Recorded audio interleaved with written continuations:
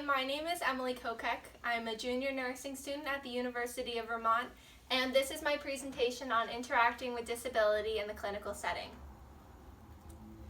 The goal of this event is to learn. We're all coming from different backgrounds and different specialties, and some specialties present the opportunity to work with patients with disabilities more often than others.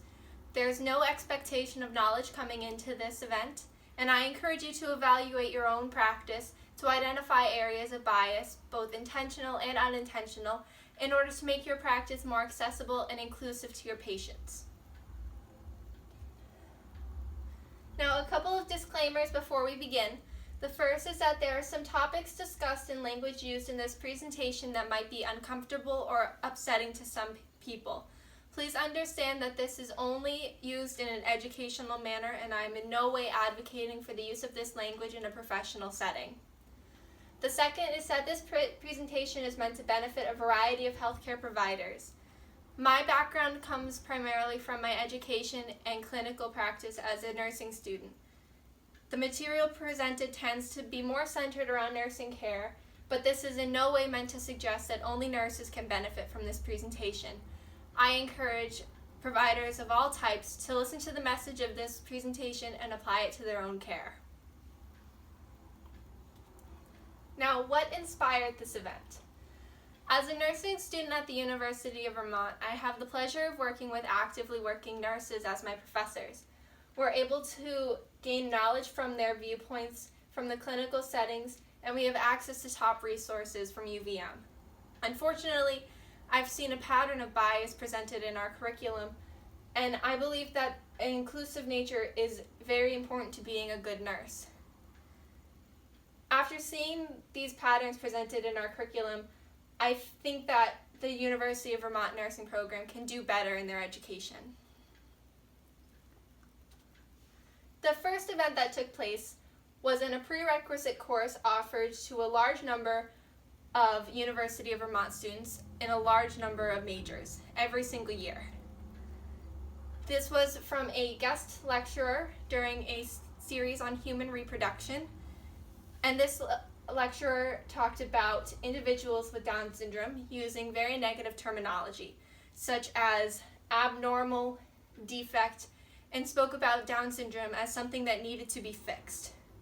In addition to this negative terminology, this professor also presented factual information that was incorrect, such as children born with Down syndrome would be dead by the age of 2, and that's simply incorrect. I left this lecture more upset and frustrated and angry than I've ever left any class before. So I did what most college students would do in this situation, and I took to social media. I told the story of my good friend Jordan, who you'll learn more about later in this presentation, and I told about how she went to college and how we've been very good friends and how she has been one of the best friends that I've ever met. I sat in class very upset because I realized not everybody has a friend like Jordan and understands the amazing things that people with Down syndrome can do. And they were only being told the negative aspects of Down syndrome. I wanted to share Jordan's story because I wanted to tell college students being exposed to this negative ideology that this was untrue.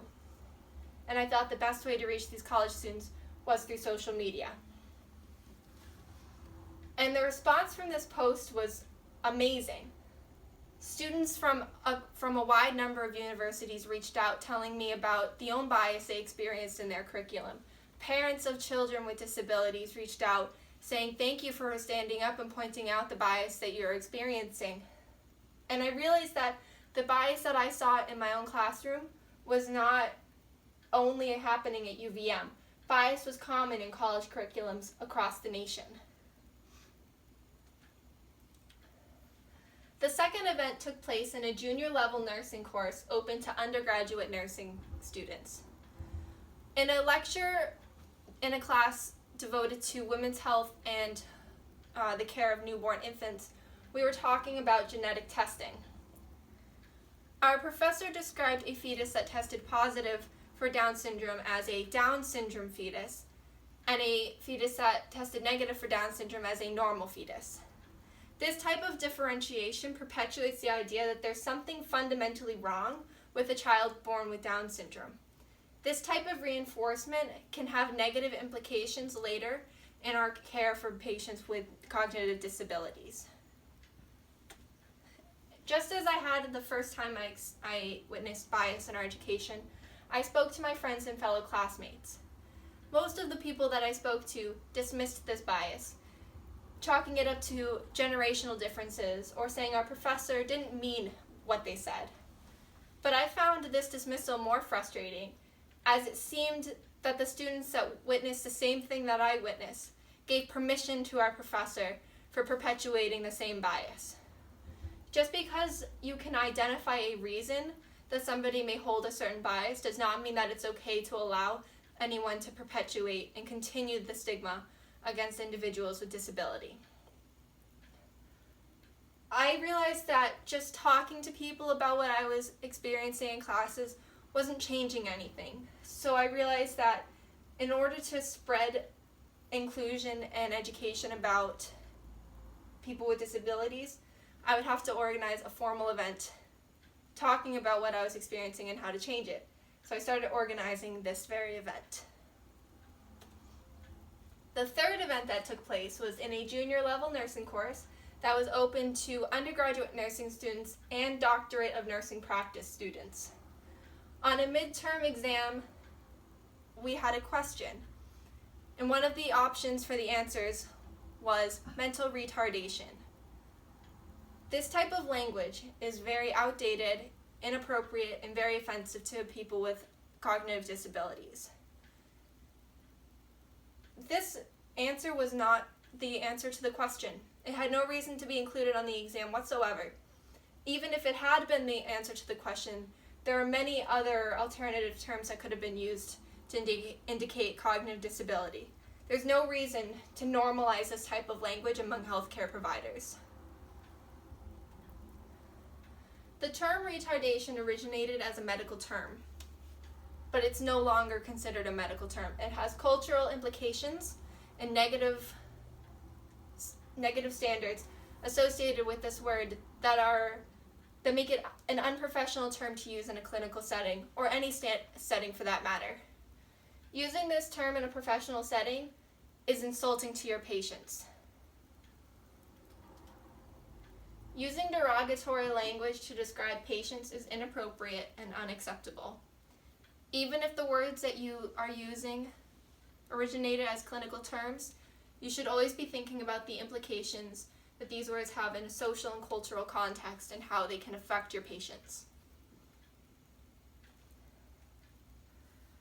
The language that we use with patients is fundamental to how we communicate with them. If we're using language that identifies bias and stigma against our patients, we're compromising the rapport that we should be creating with them. It compromises our care with them. If we were treating a patient that did not have disabilities, there are key components of conversation that we strive to maintain. And those same components should be a part of our conversation when working with patients with disabilities. When having a conversation with a patient with disability, if there's any alterations that need to be had in order to benefit the patient, that is okay. However, these alterations should not patronize the patient at all. When working to talk to a patient with a disability, you should start by understanding your patient's level of understanding, and do not assume that they know nothing. Also, if possible, you should engage family members. Your patient's family members will know them best. They'll understand how to best communicate with them, how to help them understand different things that are happening with their medical care. It's important to reach your patient on a way that they understand and not patronize them as opposed to being informative. Another way that our language can be influential is our language when talking with other clinicians. Some ways that we talk with other clinicians is in-person discussion, documentation and medical record charting, and telecommunication such as emails and paging. Documentation is often the first way that clinicians are introduced to their patients. We do chart reviews before we even walk into a room so we know who we're going to see. If we're reading a chart on a patient and we see a negative outline of this patient, then it creates this negative viewpoint of our patient before we've even met them. And this can have a negative influence on our care. It's important to be cognizant of the language that you're using when charting about patients. Additionally, there are some facilities who allow patients access to their own medical charts. So your comments that you may think are private can always get back to the patient.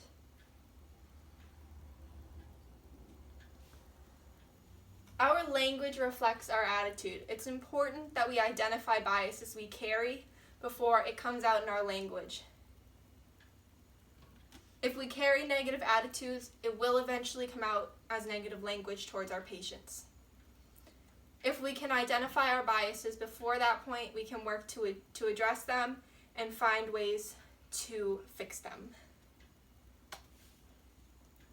Now, some key things to remember about language. As a default, you should always go for person-centered language. You should always put the person first. For example, a person with cerebral palsy, a person who is deaf, a person with autism. You always want to put the person before the disability. Avoid language with offensive and negative connotations, no matter the origin or intent. This chimes back to what we talked about with the term retardation. It had that medical origin, but no longer has a medical connotation. It conjures up a negative image in many people's minds, so we want to be very aware of the language that we're using in clinical settings. Avoid emotive terms such as suffers from or afflicted with. Oftentimes, people can view a disability as some type of illness, but that's not the case. We never want to say that somebody suffers from their disability. Avoid impairment-related terms. This can be related to describing somebody as their disability. This can be such as somebody with spastic cerebral palsy, calling them a spaz, or other terms and adjectives related to their disability.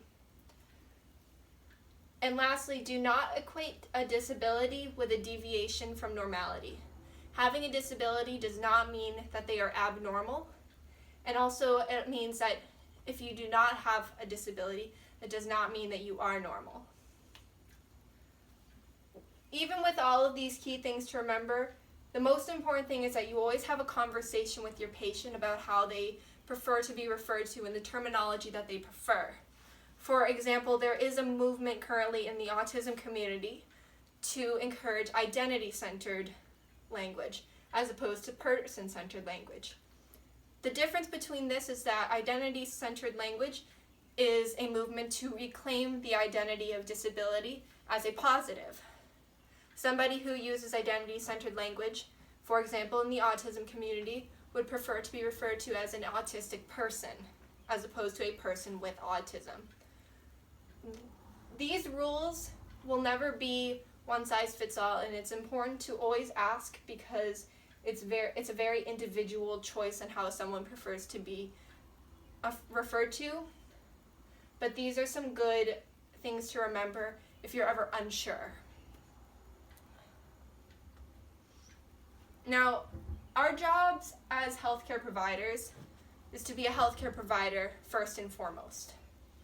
It's important that when we're interacting with patients with disabilities, that we understand their disability.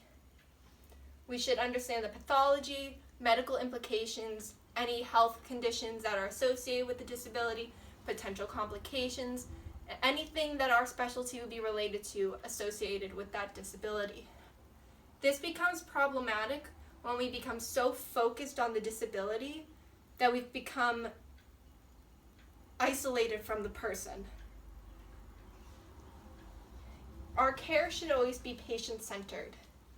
If you start to ignore the patient, then we've ignored our first priority as a healthcare provider. You should not be ignoring your patient's disability, but you also should not have tunnel vision on it. The medical model of disability does not account for individuality. We should be striving to treat the whole person.